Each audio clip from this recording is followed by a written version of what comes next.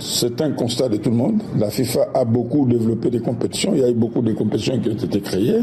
La FIFA a beaucoup innové. Et je pense que ce côté-là, les choses se passent très bien. La FIFA a beaucoup d'argent aujourd'hui. Et cette génération de beaucoup d'argent réjaillit sur les financements de projets à travers les associations nationales.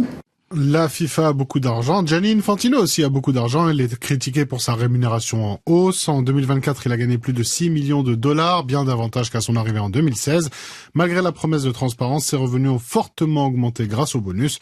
Cependant, il peut se targuer d'un bilan financier positif avec une forte augmentation des recettes de la FIFA estimée à 13 milliards de dollars sur le dernier cycle de 4 ans qui s'achèvera lors de la Coupe du Monde. Et ça fait saliver. Oui, ça fait saliver, effectivement. Et il faut dire aussi que Gianni Infantino règne en maître à la tête de la FIFA. Plus personne ne le contredit ou presque. Il fait preuve d'une confiance hors norme. Non seulement il n'y a pas de candidat en face de lui, mais en plus énormément de fédérations ont déjà déclaré qu'elles voteraient pour lui. Les 10 fédérations d'Amérique du Sud, les 54 de la CAF, la Confédération africaine de football, et puis celle de l'AFC, la Confédération asiatique. Cela fait déjà 101 voix sur 211 possibles. C'est quasiment la majorité absolue et donc gagné pour lui. Et vous l'aurez compris, Gianni Infantino est intouchable, peu importe les controverses d'ailleurs. Son nom avait été cité dans les Panama Papers, aujourd'hui plus personne n'en parle.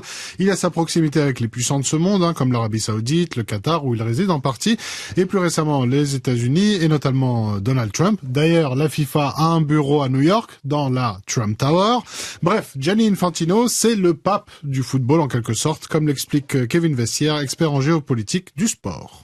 Cette volonté de transparence et de plus de démocratie dans la gouvernance, c'est peu à peu effilé au fil du temps. Et puis, ce qui est intéressant aussi à noter au-delà du système de gouvernance, c'est que quand tu regardes la communication autour des différentes publications de la FIFA, c'est pas forcément la mise en avant des petites fédérations.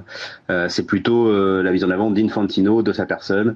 Et donc de faire en sorte de prolonger l'utopie, en tout cas du football, et de dire que le football peut tout résoudre, mais notamment avec Gianni Infantino à sa tête. Donc c'est beaucoup de Gianni Infantino au niveau de la FIFA, avec une vision très, on va dire, cynique du football business, c'est-à-dire que c'est quasiment une multinationale du football aujourd'hui.